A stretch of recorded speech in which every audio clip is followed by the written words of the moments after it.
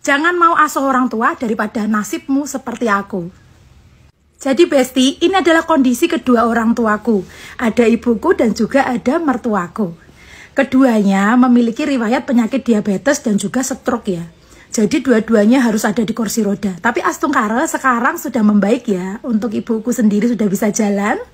Mertuaku sendiri ya sudah sehat seger lah. Biarpun masih tetap di kursi roda. Nah, apa sih yang mau kita ambil dari cerita ini? Ikuti videoku, siapa tahu kamu yang sekarang ada di kondisiku bisa bersabar. Jadi aku mau cerita dulu sama kalian. Awal menikah, aku tuh bersama Pak Nengah, itu ya aku bisa bilang hidup kita pas-pasan. Karena Pak Nengah juga memiliki pinjaman, dan aku pun juga harus ingin segera hamil. Di saat itu aku keguguran, dan aku diharuskan kalau misalnya mau hamil aku nggak boleh kerja. Kondisi suami gaji tinggal sedikit. Di saat aku tidak kerja, bagaimana pemasukannya? Tetapi di situ kami merelakan hidup sederhana untuk mempunyai anak, karena harus ada yang dikorbankan.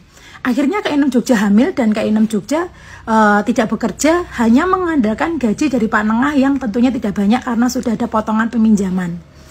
Nah di situ aku merasa seperti dicoba, benar-benar dicoba. Tiba-tiba mertuaku sakit. Lalu kebetulan ikut kami. Saat itu memang benar-benar, ini aku mau cerita sama kalian ya Besti ya. Aku agak merinding kalau dengar cerita itu.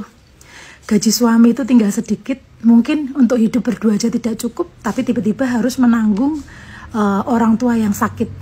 Sampai aku sama bapak mertua itu korek-korek di bawah tempat tidur cari uang 50-100 rupiah untuk menggenapi harga beras 5.500. Waktu itu kita urunan, aku sama mertua urunan, uang 2.000, 3.000, dapat 5.000, kurang 500, cari-cari di bawah tempat tidur. Nah di situ sempat aku merasa begini, kenapa sih harus aku gitu? Kita ngerasa kayak, kok harus aku yang merasakan seperti ini gitu. Sedangkan masih banyak yang lain yang mungkin bisa membantuku untuk mengasuh orang tua. Tapi di situ aku sadar, ternyata Tuhan memilihku karena Tuhan itu tahu bahwa aku mampu untuk mengasuhnya.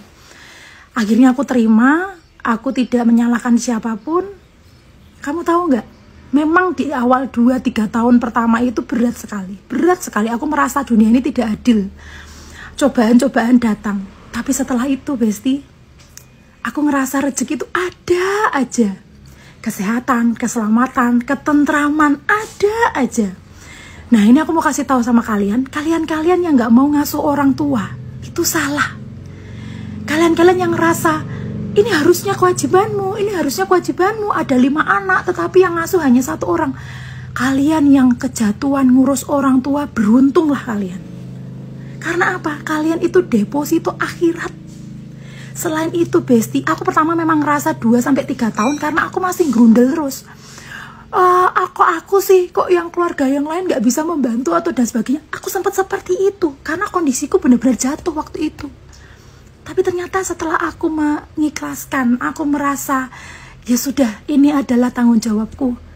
Rezeki datang ngalir terus sampai sekarang. Ini berkat doa orang tua. Makanya aku selalu bilang sama kalian, buat kalian-kalian yang melempar orang tuanya sampai ke panti jompo, membuang orang tuanya nggak mau ngasuh dengan alasan A, B, C, dan D. Ketahuilah kalian salah. Tiba-tiba kita bisa melunasi hutang. Siapa yang tahu ternyata dikabulkan oleh Tuhan, bahkan sampai lebih. Karena apa? Karena kita dengan ikhlas mengasuh orang tua. 1 orang tua bisa ngasuh 5 anak. 5 anak tidak bisa ngasuh 1 orang tua. Di sini aku bangga. Aku menjadi, apa ya bisa dikatakan, aku menjadi kuat gitu loh. Ibuku, mertuaku, semua seperti ini. Tapi ternyata Tuhan memiliki tujuan. Aku diberi orang tua dan mertua seperti ini untuk menjadi kuat dan hebat. Sehingga sekarang aku memanennya. Saat itu memang ya Besti ya, waktu aku kesusahan mengasuh orang tua, itu aku jujur. Memang aku tuh kekurangan, tetapi kok aku ngerasanya cukup. Ada aja yang rezeki dari mana datang, buat beli ini, buat beli itu, buat beli pampas, buat beli ini. Itu selalu ada karena doa orang tua. Aku sampai merinding loh. Makanya buat kalian-kalian nih ya, yang sekarang lagi ngasuh orang tua, jos kalian. Kalau perlu jangan mau diambil, asuhlah sampai dia purna. Semangat buat kalian para pengasuh-pengasuh orang tua. I love you. Merdeka.